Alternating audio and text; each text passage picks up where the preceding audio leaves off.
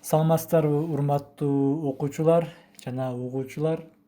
Биз адаттагыдай эле сабагыбызды баштайбыз. Сабагыбыз Кыргызстандын тарыхы, тема СССРдин таралышы, эгемендүү Кыргыз Республикасынын жаралышы. 11-класстар үчүн тарых мугалими мен Жеңишбек уулу Аскар.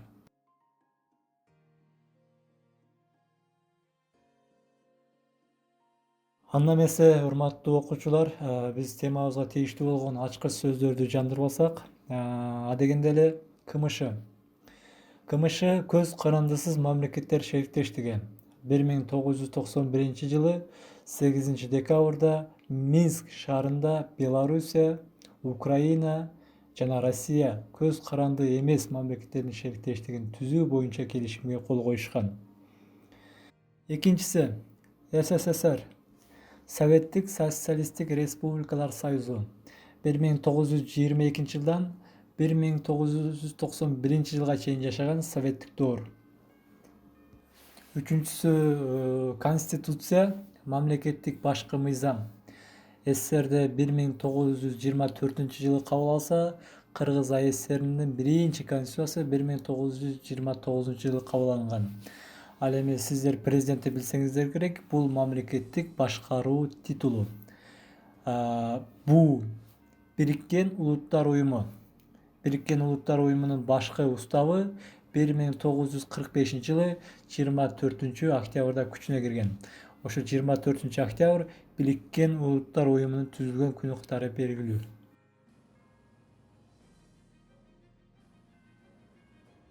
1990-жылы мартта СССРдин эл депутаттарынын 3-съезди өлкөдө президенттик бийликти белгилеген.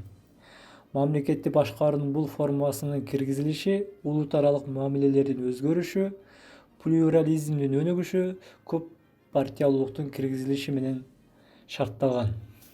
Анын үстүнө администрациялык буйрукчул система жоюлуп, КПСС бийликтен четтетилгенден кийин бийлик төмөндөн жогору карай советтерге берилген.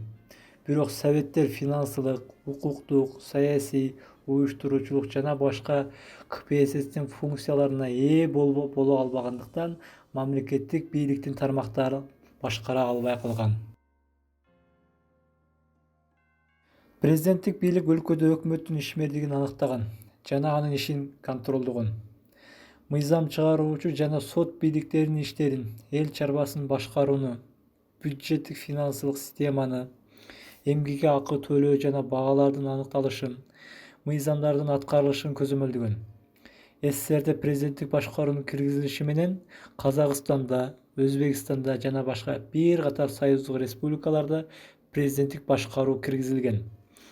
1990-жылы 27-октябрда Кыргыз СССРнин Жогорку Советинин сессиясында альтернативдүү негизде Аскар Акаевди Кыргызстандын биринчи президенти болуп шайланган. Аскар Акаевга мурдагы бийликтен өтө оор мурас калган. Себеби 1990-жылы жай айында улуттар аралык арыздашуу болуп өткөн. Урматтуу окуучулар, Кыргыз Республикасынын туңгуч президенти Аскар Акаев тууралуу маалымат берип өтөлү. Аскар Акаевич Акаев 1944-жылы Чүй облусунун Кемин районундагы Кызыл Байрак айылында туулган. Кыргыз Республикасынын мамлекеттик жана саясий ишмери, илимпоз. 1990-жылдан 2005-жылга чейин Кыргыз Республикасынын, 1990-жылдын ноябрына чейин Кыргыз СССРнин президенти болуп эмгектенген. Мамлекеттик эгемендүүлүк жөнүндөгү декларация. Союздук республикалар гана эмес, аз сандуу улуттар дагы көз карандысыздыкты талап кыла баштаган. 1990-жылы 15-декабрда Кыргыз СССРнин Жогорку Совети Кыргыз Республикасынын мамлекеттик эгемендүүлүгү жөнүндө декларацияны кабыл алган. Анда республиканын ар түрдүү улуттарынан турган жарандары Кыргыз Республикасынын элин түзөт. Республикада жашаган баардык улуттардын улуттук маданиятын, тилин, каада-салттарын сактоого жана өнүктүрүүгө кам көрүлөт деп белгилеген. Мындан тышкары декларацияда республикада менчик көп түрдүү болуп, алар тең укуктуулукка ээ болору жарыяланган. Президенттик башкаруу киргизилгенден кийин өзгөчө Кыргызстандын мамлекеттик эгемендүүлүгү жөнүндө талкуунун жүрүшүндө мамлекеттик бийликтин системасын кайра түзүү, аны чыңдоо, мамлекеттик бийликти мыйзам чыгаруучу, аткаруучу жана сот бийлиги деген 3 бутакка бөлүү жөнүндө көптөгөн сунуштар айтылган.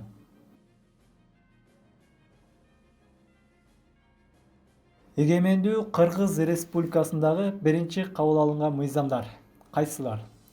Аскар Акаев 1990 декабрда Республиканын Жогорку Советинде мамлекеттик бийликтин системасын өзгөртүүнүн биринчи кезектеги чаралары жөнүндө кайрылуу жөнөткөн.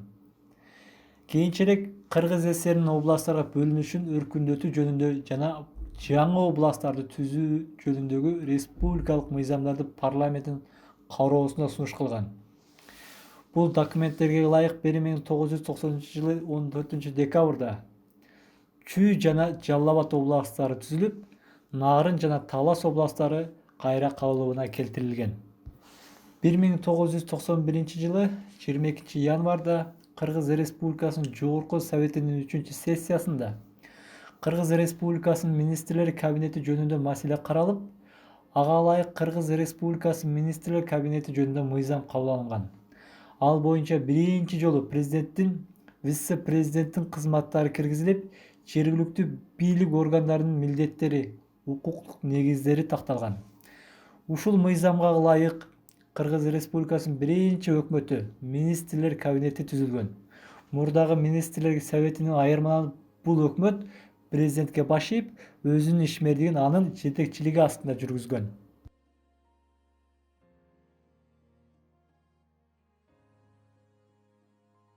Жаңы мыйзамга ылайык министрлер советинин төрагасынын 8 орун басарынын ордуна 5 мамлекеттик катчы кызматы киргизилген. Бөлүмдөр, ашыкча кызматкерлер кыскартылган. 1991 22 январда Жогорку Советинин 3 сессиясында эгемендүү республиканын биринчи премьер-министрлигине Насирдин Исанов бекитилген. Ал эми мамлекеттик катчылыкка Куйчиев, Йордан, Дүйшеев, Фишер жана Муралиев жаңы кабинеттин министрлери жана мамлекеттик комитеттин төрагалыгына кандидаттар бекитилген. Насирдин Исанов 1943 Ош облусунун Нокат районуна караштуу Көкбел айылында төрөлгөн. Мамлекеттик жана коомдук саясий ишмер. Эгемен Кыргыз Республикасынын биринчи премьер-министри 1991-1992 жылдар. СССРди сактап калуу аракеттер. СССРдин эл депутаттарынын 4-съездинин чечими боюнча жана СССРдин Жогорку Советинин 1991 16 январдагы токтомуна ылайык тең укуктуу эгемендүү республикалардын жаңыланган федерациясы катары СССРди сактоо маселеси жалпы элдик референдумга коюлган. Референдум 1991 17 мартта өткөрүлүп, Союзду сактоого далалат кылган күчтөр менен аны бузууга аракеттенгендердин ортосунда жүргөн. Көпчүлүк жерлерде конституциялык эрежелер бузулган. 1991 21 мартта СССРдеги референдумдун жыйынтыктары боюнча СССРдин Жогорку Совети токтом кабыл алган. Анда референдумга өлкө боюнча 147 миллион адам катышканы. Анда катышкан адамдардын 112 миллион адам, тагыраак айтканда катышкандардын 76% Советтер Союзунун сакталышын камсыздашкан. Референдумдун жыйынтыгында 9 союздук республика — Россия, Украина, Белоруссия, Өзбекстан, Казакстан, Азербайжан, Кыргызстан, Тажикстан жана Түркмөнстан көпчүлүк добуш Союзду сактоого берген. Ал эми калган 6 республика — Грузия, Литвия, Молдавия, Латвия, Армения жана Эстония Союзду сактоо үчүн андагы калктын 1-25% гана добуш беришкен. Чындыгында бул республикалар Союздун сакталышына каршы экендигин билдиришкен.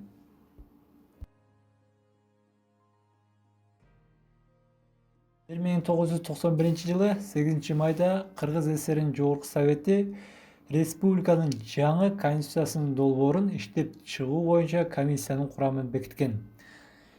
1991-жылы Кыргыз ССРинин Жогорку Совети республика үчүн бир катар документтерди кабыл алган. 5 февралда Кыргыз ССРинин Жогорку Советинин сессиясында республиканын Борбор шаарынын тарыхый атын калыбына келтирүү маселеси талкууланып, Фрунзенин атын алып жүргөн борборго кайрадан Бишкек деген баштапкы аталышы берилген. Союздук келишимдин натыйжалары. Союздук келишимдин долбоору боюнча борбордук бийлик союздук республикаларга көп ири маселелерди өз алдынча чечүү мүмкүндүгүн берген. Орус тили мамлекеттик статусунан ажыратылып, улут аралык байланыштын тили гана болуп калган. Республикалардын өкмөт башчылары союздук өкмөттүн ишине чечүүчү добуш менен катышуу укугун алышкан. Согуштук өнөр жай комплексинин ишканаларын союз жана республикалар биргелешип колдонмок болгон. Бул союздук республикалар үчүн өтө чоң жетишкендиктер эле. Бирок союздук келишимдин көп пункттары эл аралык укуктук нормаларына туура келген эмес. Мындан тышкары бул келишим боюнча өндүрүш каражаттарынын ири кирешелүү жана баалуу бөлүктөрү союздун карамагында болуп, республикалардын ресурстары кескин төмөндөмөк. Союздук салык жөнүндөгү маселелер да келишимдин долбоорунда так көрсөтүлгөн эмес. Союздук келишимдеги ушул өңдүү кемчиликтер эгемендүү республикаларды жаңы типтеги мамлекетке бириктире алган эмес. Өлкөдөгү консерваторлор союздук келишимди Совет мамлекетин сатуу катары баалап, өлкөнү аскердик төңкөрүш аркылуу сактап калууну чечишкен. Бул максатта алар СССРдеги өзгөчө абал боюнча мамлекеттик комитет түзүшкөн. 19-21 августта мамлекеттик төңкөрүш жасоого аракет кылышкан. Бул окуя СССРди ансыз дагы араң турган мамлекеттик бийликтин баркын биротоло кетирген.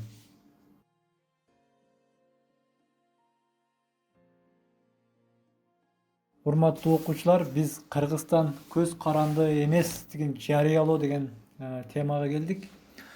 Кыргыз ССРинин Жогорку Советинин сессиясы 1991-жылы 11 августта Кыргыз Республикасы мамлекеттик көз карандысыздыгы жөнүндөгү декларация кабыл алган. Бул боюнча Кыргыз Республикасы көз карандысыз эгемендүү демократиялык мамлекет деп салтанаттуу түрдө жарыяланган. Ошентип дүйнөнүн картасында жаңы өз алдынча көз каранды эмес мамлекет пайда болгон. Көз каранды эместиктин шартында 1991-жылы 12 октябрда Аскар Акаев жалпы элдик шайлоодо Кыргыз Республикасынын президенти болуп шайланган. Көз каранды эместиги жарыялангандан кийин Кыргыз Республикасы жалпы союздук органдардын көзөмөлүнөн кутулуп, бардык бийликти өз колуна ала баштаган. Кыргыз Республикасынын президентинин биринчи указдары 1991-жылы 20 октябрда улуттук коопсуздук боюнча мамлекеттик комитетин түзгөн. 1991-жылы 3 декабрда Кыргыз Республикасынын улуттук гвардиясы, декабрдын аягында ички иштер аскерлери түзүлгөн. Бул Кыргыз Республикасынын президентинин биринчи указдары болуп калган. Көз каранды эмес мамлекеттер шериктештигинин түзүлүүсү. 1991-жылы 8 декабрда Минск шаарында Белоруссия, Украина жана Россия Федерациясы көз каранды эмес мамлекеттердин шериктештигин түзүү жөнүндөгү келишимге кол коюшат. Ушул окуядан кийин СССРдин таркоо процесси башталган. 1991-жылы 21 декабрда Алматыда Беларусь Республикасы, Россия Федерациясы, Украина, Азербайжан, Армения, Казакстан, Кыргызстан, Молдавия, Тажикстан, Түркменстан жана Өзбекстан КМШны түзүү келишимине кол коюшкан. Бул СССРди биротоло жашоосун токтотту дегенди түшүндүрөт.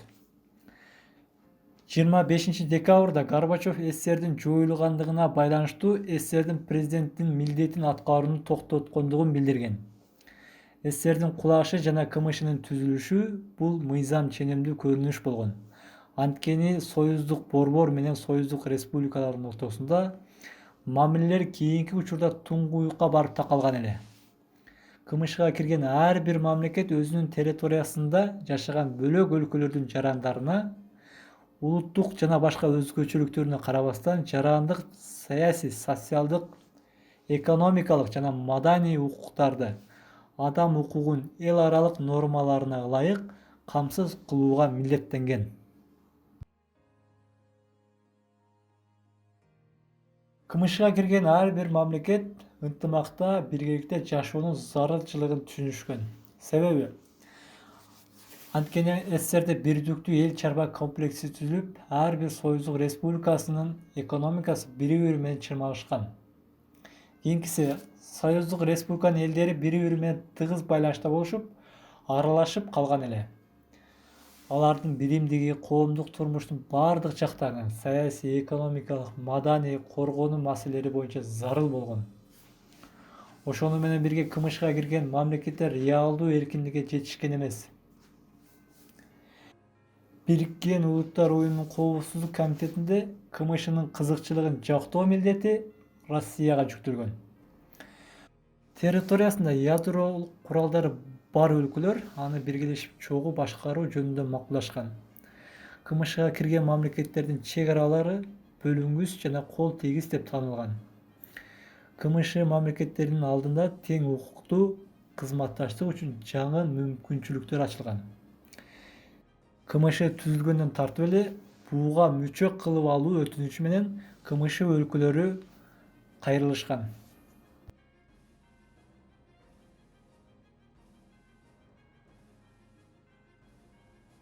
Урматтуу окуучулар, бүгүнкү тема сиздер үчүн кызыктуу болду деп ойлойм. Анда эмесе сабакты бышыктоо үчүн төмөнкү даталарды эстеп алалы. 1990-жылы 2005-жылдары Кыргыз Республикасынын президенти ким болгон? Албетте, бул Аскар Акаев. Экинчи суроо. 1990-жылы 15-декабрда Кыргыз СССРинин Жогорку Совети эмнени кабыл алган?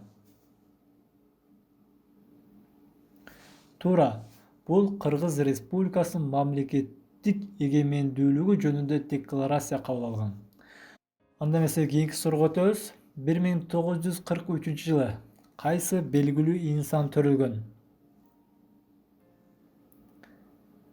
Бул албетте Насирдин Исанов, Кыргыз Республикасынын биринчи премьер-министри. Башкарган жылдары 91-92 жылдар. Кийинки суроо. 1991-жылы 12-октябрда Кыргыз Республикасында кандай окуя болуп өткөн? Бул сиздерге белгилүү болгондой, жалпы элдик шайлоо болуп өткөн жана Кыргыз Республикасынын биринчи президенти болуп Аскар Акаев шайланган. Анда эмесе кийинки акыркы суроого өтсөк, 1991-жылы 21-декабрда Кыргыз Республикасы кайсы уюмга мүчө болуп кирген? Албетте, бул көз каранды эмес мамлекеттер шериктештигине КМШга мүчө болуп кирген. Сиздерге чоң рахмат.